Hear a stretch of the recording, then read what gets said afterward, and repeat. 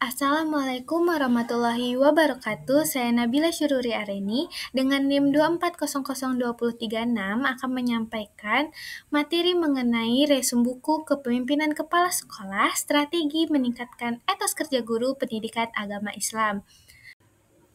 Nah, buku ini berjudul Kepemimpinan Kepala Sekolah, Strategi Meningkatkan Etos Kerja Guru Pendidikan Agama Islam, yang merupakan karya dari Abdul Ghafur MPD. Dan penerbit dari buku ini adalah Nizamia Learning Center, lalu editornya Siti Nur Asniawati Rizky Jenata, dan merupakan cetakan pertama pada April 2020 yang terdiri dari 128 halaman. Itulah identitas buku tersebut. Nah, buku ini terdiri dari 4 bab. Yang pertama yaitu Kepemimpinan Kepala Sekolah dan Peningkatan Mutu Pendidikan. Lalu di bab kedua ada Gaya Kepemimpinan Kepala Sekolah. Bab 3, Tugas, Fungsi, dan Tanggung Jawab Guru Pendidikan Agama Islam. Dan bab 4, Peningkatan Etos Kerja Guru Peningkatan Agama Islam. Kali ini saya akan membahas mengenai bab 1, Kepemimpinan Kepala Sekolah dan Peningkatan Mutu Pendidikan. Yang pertama, ada pengertian kepemimpinan, lalu teori-teori kepemimpinan, fungsi kepala sekolah, syarat-syarat kepala sekolah, keefektifan kepala sekolah dalam peningkatan mutu pendidikan, dan yang terakhir, indikator keberhasilan kepemimpinan kepala sekolah. Nah, yang pertama mengenai pengertian kepemimpinan. Pada dasarnya, kepemimpinan ialah kemampuan seseorang untuk meyakinkan orang lain atau mempengaruhi orang lain agar orang tersebut dengan sukarela mau bekerja dalam untuk melaksanakan kehendak dan gagasannya menurut Muhammad Ilyas dan Nani Nuryati tahun 2006. Kepemimpinan pada intinya mengandung unsur kemampuan seseorang untuk mempengaruhi orang lain agar dapat mencapai tujuan bersama. Kemudian, kepemimpinan pendidikan adalah salah satu yang paling penting untuk diterapkan di sekolah ataupun madrasah sebagai kelompok yang terorganisir untuk mencapai tujuan pembelajaran pendidikan tersebut. Kepemimpinan pendidikan Islam yang digerakkan oleh kepala sekolah merupakan sebuah proses yang mempengaruhi kegiatan-kegiatan kelompok yang sudah terorganisir dalam usaha-usaha menentukan tujuan pendidikan Islam yang hendak dicapainya. Apa tujuan pendidikan Islam? Yaitu untuk membentuk manusia menjadi insan paripurna, manusia yang bermanfaat bagi orang lain baik di dunia maupun di akhirat. Nah, peranan kepemimpinan pendidikan Islam dalam kerangka pemikiran Ibnu Taimiyah lebih menyederhanakan tujuan pendidikan Islam ke dalam 3 pokok hal. Yang pertama, membentuk individu muslim, yang kedua, membentuk umat muslim, dan yang terakhir, mensukseskan dakwah Islam di dunia. Selanjutnya yaitu teori-teori kepemimpinan. Yang pertama, teori kontingensi. Teori ini dikemukakan oleh Fred Fielder. Dalam teori ini yang menjelaskan bahwa efektivitas suatu kelompok sangat bergantung pada interaksi antara sikap kepribadian seorang pemimpin dalam menyesuaikan situasi yang terjadi. Nah, menurutnya dapat dirumuskan dalam 2 karakteristik, yaitu yang pertama, dalam situasi dan kondisi apapun, seorang pemimpin harus bisa menguasai dan mengendalikan permasalahan yang ada. Lalu yang kedua, pemimpin menyesuaikan harus lebih efektif dan mengubah, serta dalam gaya kepemimpinan terhadap situasi dan mencari gaya yang cocok dalam situasi yang terjadi saat itu. Lalu yang kedua, teori siklus. Teori ini dikemukakan oleh Paul Hershey dan Kenneth Burns. Mereka menyatakan bahwa gaya kepemimpinan merupakan pola perilaku yang konsisten bagi para pemimpin yang mereka gunakan pada saat mereka bekerja dan dapat membuat orang lain memiliki persepsi yang sama terhadap diri serta perilakunya.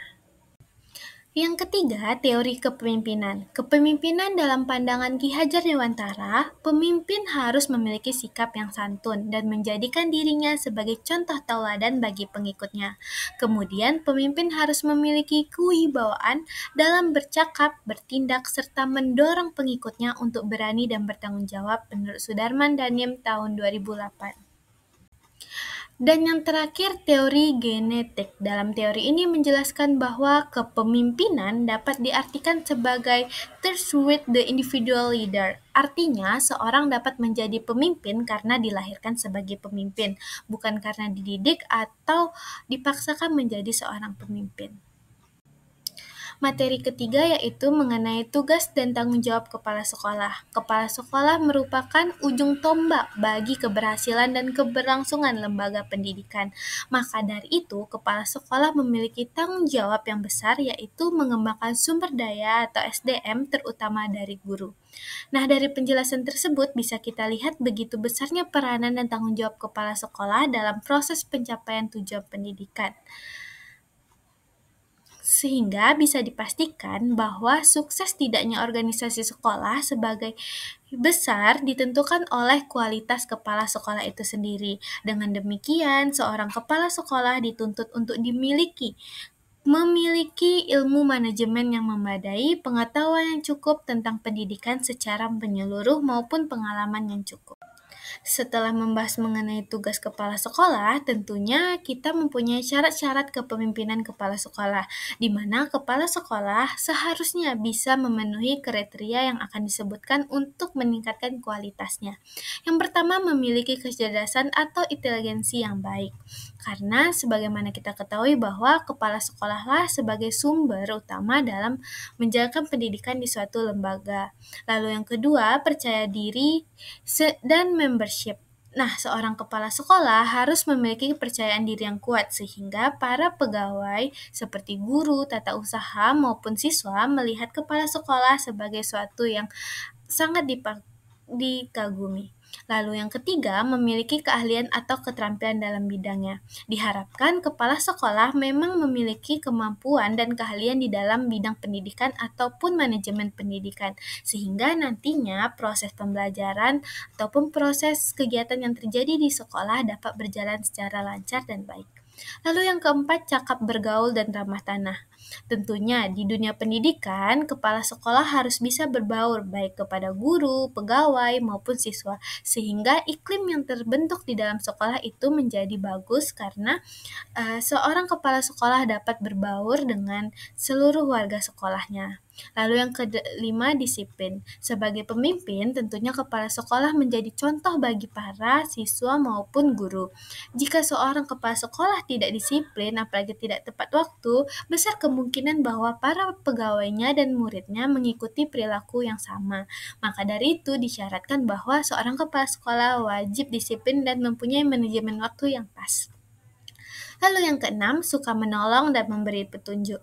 Tentunya sebagai kepala sekolah yang sering berinteraksi dengan orang banyak harus memiliki tingkat kepedulian dan empati serta simpati kepada lingkungan sekitarnya. Seorang kepala sekolah yang baik tentunya sangat memperhatikan bagaimana pegawainya ataupun peserta didik itu dalam berkegiatan langsung di sekolah. Lalu yang ketujuh, memiliki semangat pengabdian yang tinggi. Tentunya sebagai kepala sekolah kita tidak bisa mengharapkan bahwa imbalan yang besar ataupun berharap yang berlebihan. Tetapi jiwa pengabdian, jiwa dedikasi kepada nusa dan bangsa untuk dapat mengabdikan diri bisa mengembangkan para peserta didik untuk menjadi penerus bangsa ini yang lebih baik. Dan terakhir, sehat jasmani dan rohani. Tentunya seorang kepala sekolah harus memiliki kesehatan yang baik, karena bagaimanapun seorang kepala sekolah lah yang akan mengawasi atau melakukan pengawasan terhadap proses terjadinya pembelajaran. Nah, tadi sudah dijelaskan mengenai syarat-syarat dalam kepemimpinan kepala sekolah. Selanjutnya, kepala sekolah memiliki fungsi apa aja sih? Nah, akan kita bahas. Yang pertama, kepala sekolah sebagai edukator atau pendidik.